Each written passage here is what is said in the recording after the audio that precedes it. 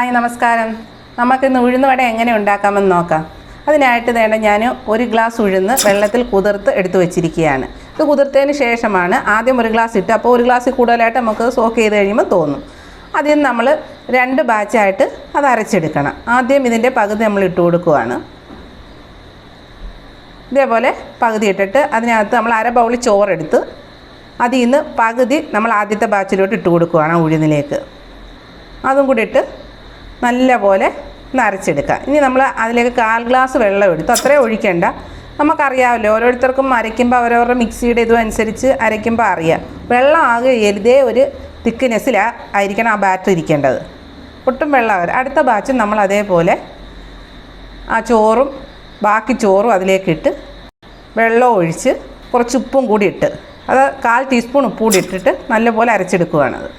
അത് ഇതേ രീതിയിൽ വേണം. നമ്മൾ വെള്ളം ആകുകയേ ചെയ്യരുത്. അപ്പം നമ്മൾ ശ്രദ്ധിച്ച് വേണം അരയ്ക്കുക. ഒത്തിരി വെള്ളം ആകുന്ന ഒത്തിരി കട്ടിയാകരുത്. കയ്യിൽ പറ്റി പിടിക്കുന്ന ഒരു രീതിയിലായിരിക്കണം അരച്ചെടുക്കേണ്ടത്. അപ്പോൾ ഈ അരച്ച് വെച്ച ഈ ബാറ്റർ നമുക്ക് നല്ലപോലെ ഒന്ന് ഇളക്കി കൊടുക്കാവുന്നത്. അതുകൊണ്ട് ഇത്രയും തിക്നെസ് ആയിരിക്കണം അതിന് വേണ്ടത്. അതാണ് ഞാൻ പറഞ്ഞത്, ഒത്തിരി അങ്ങ് വെള്ളം ആകരുത്, എന്നാലും അങ്ങ് ഒത്തിരി കട്ടിയുമാകരുത്. ഇച്ചിരി കട്ടിയിൽ നമ്മളത് എടുക്കണം. വേണ്ടി ഇതേപോലെ എടുത്ത് വെക്കണം. അപ്പോൾ ഉപ്പ് നമ്മൾ ഇതിൻ്റെ ഇടയ്ക്കിട്ട്, അപ്പോൾ ഇതെല്ലാം കൂടി യോജിപ്പിച്ച് വെക്കുവാണ് നല്ലപോലെ. ഞാൻ സ്പാച്ചില വെച്ചാണ് കുഴയ്ക്കുന്നത്, നിങ്ങൾ കൈ വെച്ച് കുഴയ്ക്കുകയാണെങ്കിൽ അങ്ങനെ കുഴയ്ക്കുക. എന്നിട്ട് അതേപോലെ നമ്മൾ എടുത്ത് വെച്ച് ഇനി അതൊരു 6 മണിക്കൂറെങ്കിലും റെസ്റ്റ് ചെയ്യാൻ വെക്കണം. അതിന് ശേഷമേ നമ്മൾ എടുക്കാവുള്ളൂ. നമ്മളെന്തായാലും അത് അരച്ചിട്ട് അന്നേരം ചുടുമ്പോൾ അത്ര ഒരു ഇത് കാണത്തില്ല, ക്രിസ്പി ആകത്തില്ല. ഇതാകുമ്പോൾ നമ്മൾ വെച്ചിട്ട് എടുക്കുമ്പോൾ നല്ല ഉള്ളു സോഫ്റ്റ് ആയിട്ട് വരികയും ചെയ്യും. ഇതേപോലെ നമുക്ക് അടച്ചു വെക്കാം. ഇനി നമുക്ക് ഇതിനകത്തേക്ക് വേണ്ടത് 6 മണിക്കൂറിന് ശേഷം നമ്മൾ എടുക്കുമ്പോഴത്തേക്ക് അതിനകത്ത് 1 പീസ് ഇഞ്ചി, 2 എടുപ്പ് കറിവേപ്പില, 1 പച്ചമുളക്, അത് എരിവുള്ളതുകൊണ്ടാണ് 1 എടുക്കുന്നത്, അത് എരിവില്ലാത്ത 2 3 എടുക്കുക. അതുപോലെ 1 സ്പൂണ് കുരുമുളക് ചതച്ചിട്ടത്, അതെല്ലാം കൂടി ഇതിലേക്ക് മിക്സ് ചെയ്യുക. ഇത് 6 മണിക്കൂറിന് ശേഷമാണ് നമ്മൾ ചെയ്യുന്നത്. ഇതെല്ലാം കൂടി ഇട്ട് ഒന്ന് മിക്സ് ചെയ്യണം.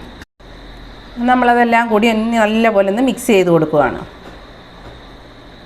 നല്ലപോലെ പൊന്തി വന്നിട്ടുണ്ടായിരുന്നു നമ്മുടെ മാവ്. അപ്പം നമ്മൾ ഈ എടുത്ത് വെച്ചേക്കുന്ന ഇൻഗ്രീഡിയൻ്റ് എല്ലാം കൂടി അതിലേക്ക് മിക്സ് ചെയ്തെടുത്ത് അത് മാറ്റി വെച്ചതിന് ശേഷം നമുക്കിനി ചട്നി ഉണ്ടാക്കാം. അതിനായിട്ട് വേണ്ടത് ഒരു 5 ചുവന്നുള്ളി, പിന്നെ 1 പീസ് ഇഞ്ചി, 1 പച്ചമുളക്, 2 3 തണ്ട് കറിവേപ്പില, പിന്നെ അര ബൗള് തേങ്ങ.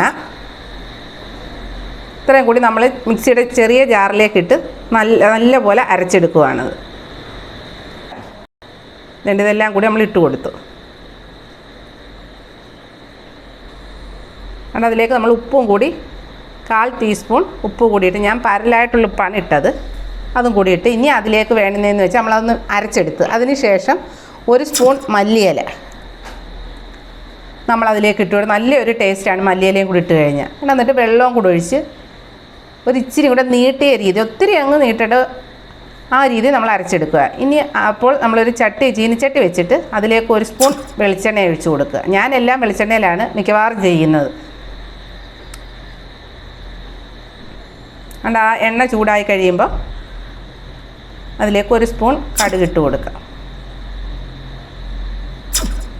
ഒരു കറിവേപ്പില 1 തണ്ടിട്ട് അതിനുശേഷം 2 വറ്റൽമുളക് ഇട്ട് കൊടുത്ത് അതെല്ലാം മൂപ്പായി വന്നതിന് ശേഷം നമ്മൾ അരച്ച് വെച്ചിരിക്കുന്ന ആ ചമ്മന്തി അതിലേക്ക് ഒഴിച്ചു കൊടുത്തു. അധികം വെള്ളം ഒഴിക്കേണ്ട. നമ്മൾ ഉഴുന്ന് വടക്കൊക്കെ ആകുമ്പോൾ ഒത്തിരി വെള്ളം ആക്കണ്ട, ഇച്ചിരി കുറുകിയിരുന്നോട്ടെ. അങ്ങനെ നമ്മുടെ ചമ്മന്തി റെഡിയായി.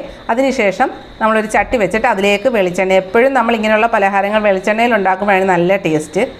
നിങ്ങളുടെ ഇനി വെളിച്ചെണ്ണ ഇല്ല എങ്കിൽ സൺഫ്ലവർ ഓയിൽ ഉപയോഗിച്ചാൽ മതി. എന്നിട്ട് ഇതേപോലെ നമ്മൾ ഒരു ബൗള് പോലെ അതിൽ നിന്ന് ഒരെണ്ണം എടുത്തിട്ട്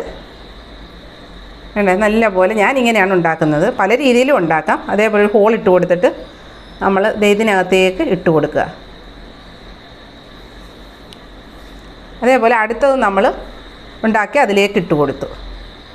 എന്നിട്ട് നമ്മൾ ഇതേപോലെ ആദ്യം നല്ല ഫ്ലെയിമിലിട്ട് പിന്നെ ഫ്ലെയിം ഇച്ചിരി കുറയ്ക്കണം. നല്ല ഫ്ലെയിം ആകുമ്പോൾ ആദ്യം അങ്ങ് ബ്രൗൺ കളറാകും, അപ്പം ഉള്ളു വേവത്തില്ല. അപ്പോൾ ഫ്ലെയിം കുറച്ചിടുമ്പം ഉള്ളു നല്ലപോലെ വെന്ത് വരും. ഇതേപോലെ നമ്മൾ തിരിച്ചും മറിച്ചും ഇട്ട് കൊടുക്കുക. ഉഴുന്നുവട മുങ്ങിക്കിടക്കണം, വെളിച്ചെണ്ണ നമ്മൾ ഒഴിക്കുന്ന വെളിച്ചെണ്ണയെന്ന് വെച്ചാൽ. ഇതേപോലെ തിരിച്ചും മറിച്ച് വിട്ട് അത് വേവായപ്പോൾ നമ്മൾ എടുത്താണ്ട് നല്ല കളറില്ലേ കാണാൻ. അതേ രീതിയിലാണ് നമ്മൾ ഉഴുന്ന് വട പൊരിച്ചെടുക്കേണ്ടത്. അതിൻ്റെ ആ കളറൊക്കെ കണ്ട് എന്തൊരു ഭംഗി. അതേപോലെ അടുത്ത ട്രിപ്പും നമ്മൾ അതിനകത്തേക്ക് ഞാൻ ഈ 2 എണ്ണം വെച്ചാണ്, നിങ്ങളുടെ ഈ ചട്ടി വലുതാണെങ്കിൽ അതനുസരിച്ച് 2, 3, 4 നിങ്ങൾക്ക് ഇടാം. അങ്ങനെ നമ്മുടെ ഉഴുന്ന് വട എല്ലാം ഇതുപോലെ നമ്മൾ പൊരിച്ചെടുത്തിട്ടുണ്ട്. നല്ല പുറമേ ക്രിസ്പിയും ഉള്ളിൽ നല്ല സോഫ്റ്റും ആയിട്ടുള്ള ഉഴുന്ന് വട ഇവിടെ റെഡി ആയിട്ടുണ്ട്. അതിൻ്റെ കൂടെ ഈ ചട്നിയൊക്കെ ആയിട്ട് മല്ലിയിലയൊക്കെ ഇട്ട ചട്നി എന്താ ടേസ്റ്റ്, നിങ്ങളൊന്ന് ഉണ്ടാക്കി കഴിച്ച് നോക്ക്. അപ്പോൾ എല്ലാവരും ഇതേപോലെ ട്രൈ ചെയ്യണം, അതിൻ്റെ ഫീഡ്ബാക്ക് അറിയിക്കണം. ഇതുവരെ നമ്മുടെ ചാനൽ സബ്സ്ക്രൈബ് ചെയ്യാത്തവരുണ്ടെങ്കിൽ സബ്സ്ക്രൈബ് ചെയ്യാൻ മറക്കരുത്. അതുപോലെ ലൈക്ക് ചെയ്യുകയും ഷെയർ ചെയ്യുകയും ചെയ്യുക.